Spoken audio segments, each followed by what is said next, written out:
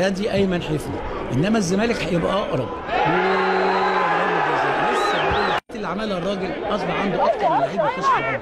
ادي عمر جابر داخل اهو وماشي، وطول ابراهيم حسن وقع وخده معاه، وما صدق سمير محمود عثمان موجود من باسم يستخلص.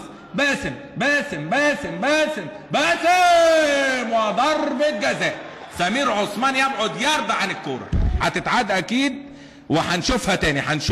شوف باسم التمويه اهو، عايز يفوت بالايد. اعتقد هنشوف من زاوية تانية، من اكتر من زاوية، هي سقوط باسم مرسي. هل الايد الشمال هي اللي اعاق؟ ايوه من الزاوية دي اعتقد انه اعتمد ان الايد الشمال هي اللي اعاقت صافرة سمير عثمان، وادى ضربة جزاء قريب. عمر جابر يحطها لايمن، وايمن يقرب ويحط العمر، وعمر تاني العرضية جول.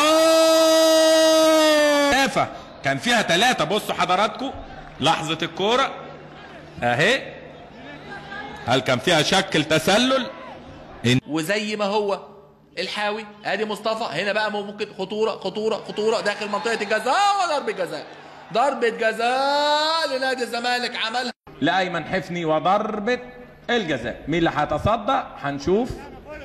خالد قمر. ايمن حفني يا نهار ابيض.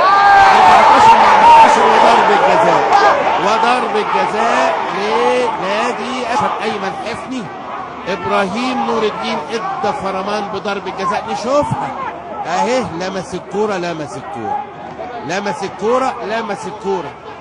اذا اللاعب رقم 14 من نادي المصري محمد عادل لمس الكوره.